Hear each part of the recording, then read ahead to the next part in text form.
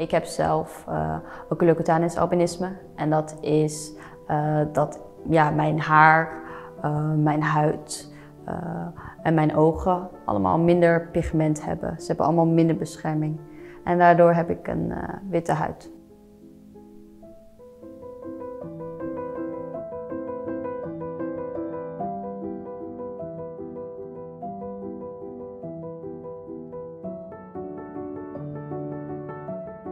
Leuk gevonden, denk ik hoor. Ja, gezellig. Ik denk dat als ik later groot ben, dat ik dan aan een zee ga wonen of zo. Nee, gewoon echt een totaal ander land. Oh, jij wil niet even in Nederland blijven? Nee, ik wil lekker immigreren. Maar ik moet eerst de taal leren van het land waar ik naartoe wil gaan. Waar wil je dan naartoe? China.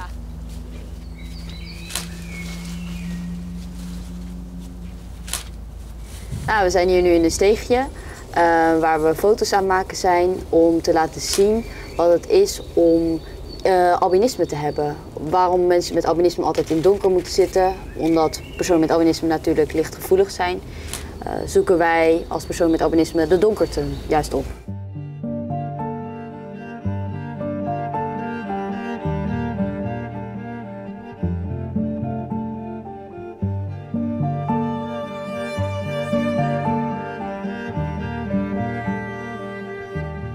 Ik ben opeens model geworden. Het is niet dat ik wilde, dat ik een model wilde zijn. Het is echt puur geluk hebben.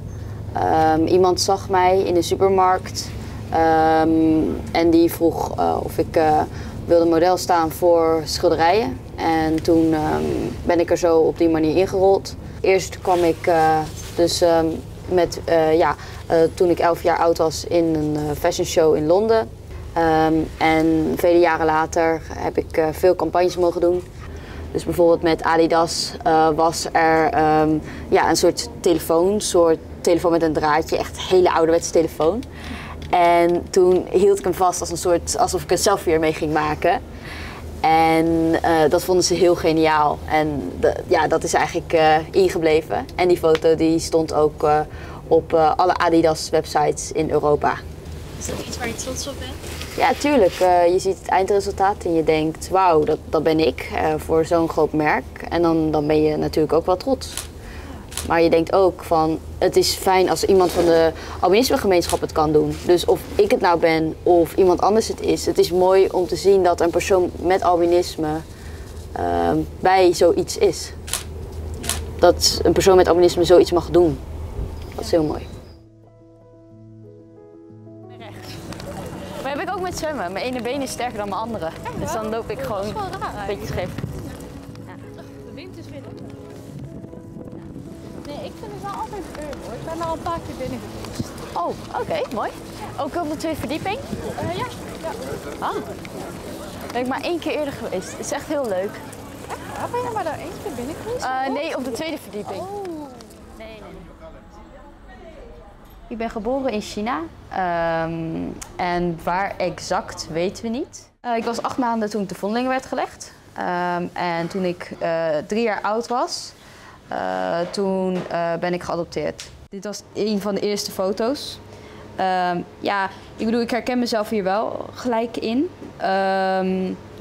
Ik zie gewoon een blij ei.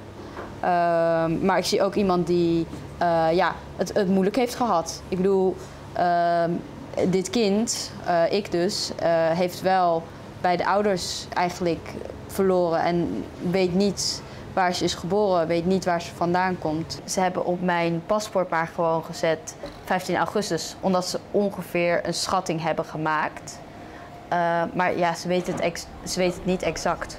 En dat is moeilijk, maar ik begin er steeds meer lol in te krijgen om mijn verjaardag te vieren, omdat het niet meer gaat om mijn verjaardag, maar het gaat gewoon om een dag vieren dat ik meer ontwikkeld ben dan de vorige dag.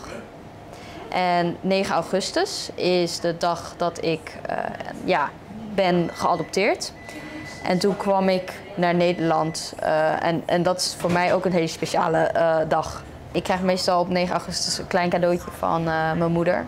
Gewoon om te laten zien van, hey, je hoort bij dit gezin. Maar niet een super groot cadeau van, ja, het is super geweldig dat je hier bij dit gezin hoort. En we vinden het heel bijzonder, want zij vindt het juist heel normaal. Ze geeft me een klein cadeautje als een soort gebaar van, hé, je hoort bij de familie, je weet dat je bij de familie hoort. En het is niet een soort hele feestpartij waarin het heel groot opgeblazen moet worden.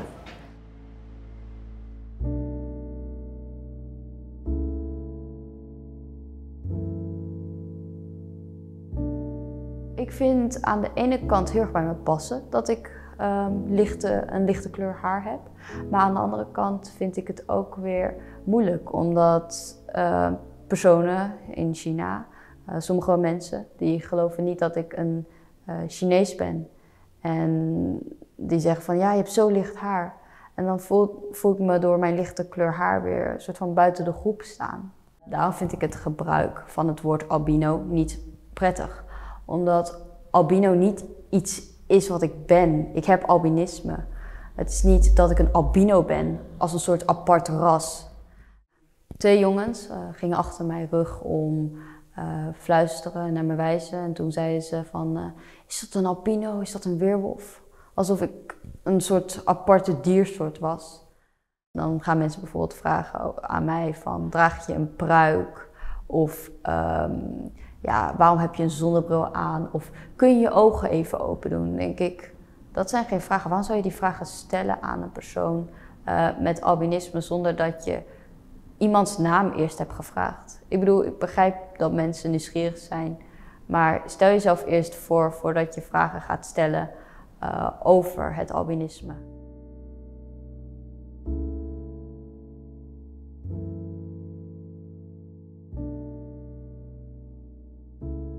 I've been in regular and special school systems, as I'm seriously visually impaired. At the special school for the blind, the system was very protective and not inclusive. The focus was often on what I could not do or achieve, rather than what I could. Focusing on what one can do empowers rather than excludes one.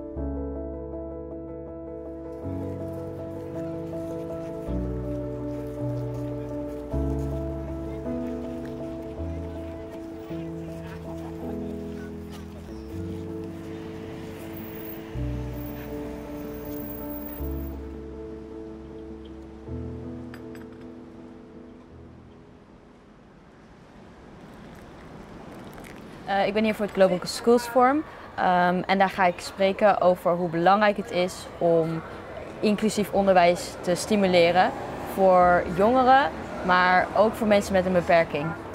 Ik ben UNESCO Goodwill Ambassador for the Fight Against Racism and Discrimination en dat is zo gekomen door een BBC-artikel. Ik was dus in de BBC met een heel artikel over mijn adoptie, mijn modellenwerk en gewoon eigenlijk mijn hele leven van 0 tot destijds 16 jaar. En de directeur-generaal zag het BBC-artikel en vond dat ik mezelf heel goed verwoord had. En vond het ook heel knap dat ik zo voor de albinisme-gemeenschap opkwam. Dat zij mij heeft benoemd tot UNESCO Goodwill Ambassador for the Fight Against Racism and Discrimination. Wat zou je graag aan de wereld willen meegeven? Dat mensen met albinisme vooral mensen zijn. En dat albinisme inderdaad een beperking is. Maar dat het kijken naar personen met albinisme niet moet stoppen bij naar een beperking kijken. En dat het vooral belangrijk is om met elkaar te praten.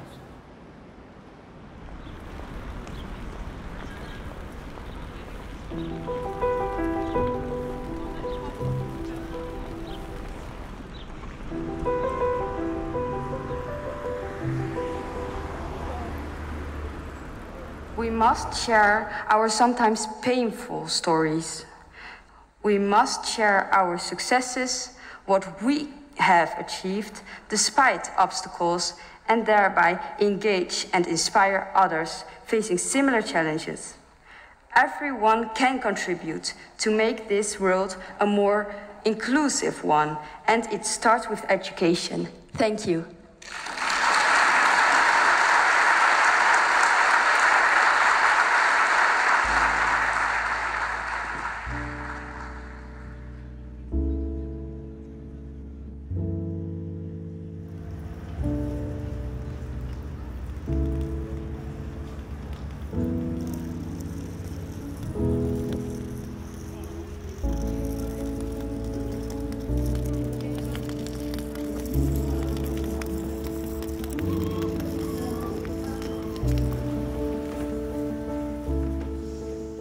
Licht heeft letterlijk een duistere zijde en een lichte zijde. En voor mij is duister juist heel fijn. Door licht zie ik, want licht komt je ogen binnen en dan zie je. Maar als er te veel licht in mijn ogen komt, dan is dat schadelijk voor mijn ogen. En dan heb ik er juist weer pijn aan en problemen door.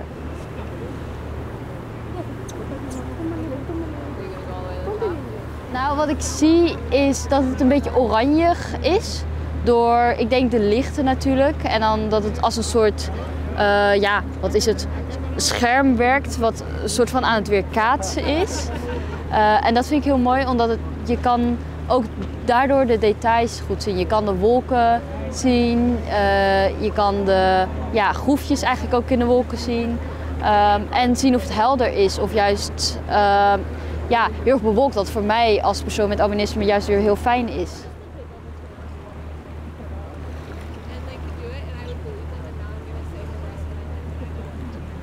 Het is niet maar één ding wat ik hier heb meegemaakt wat Parijs zo mooi maakt. Het is de opeenstapeling van dingen die hier gebeuren en de goede herinneringen die ik hier aan heb. Doordat ik op de Eiffeltoren ging, kon ik voelen dat het hoog was. Kon ik zien dat het hoog was. En dat voelt fijn. Het voelt alsof je een soort van meer kan. Meer dan dat je op de grond staat. Je begrijpt beter hoe slechtziend je bent of juist hoe goedziend je bent. Ik hou van dingen op hoogtes, omdat je dan alle lichtjes echt goed kan zien.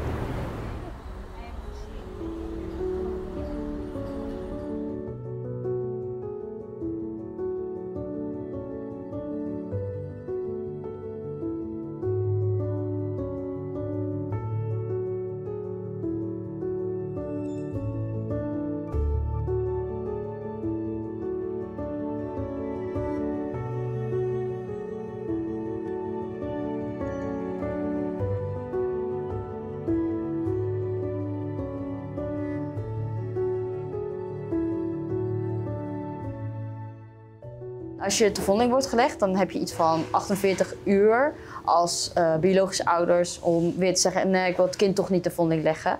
Dus ze hebben wel tijd gehad en die tijd hebben ze genomen om niet terug te komen. En dat is wel een pijnlijk iets, dat ik weet dat ze tijd hebben gehad. Dus ik kan niet zeggen van ik ben boos of ik ben gelukkig met mijn ouders. Maar ik ben wel blij dat ze me die kans hebben gegeven. Ze hebben me een nieuwe kans in het leven gegeven. En dat is waar ik me aan vast moet houden. Ik moet me niet vasthouden aan woede wat ik heb tegenover mijn ouders, als ik dat al had. Want ik ben vooral dankbaar dat ze me deze kans hebben gegeven. En natuurlijk mis ik ze. Maar ik begrijp ook heel goed dat ze deze keuze zo hebben gemaakt. Wat zou ik ze willen vragen? Ja, mama. Dat zou ik ze willen vragen. Zou je ook iets tegen ze willen zeggen? Oh, niet. Wat betekent dat? Ik vroeg eerst, hou je van me? En toen toen zei ik hou van jullie.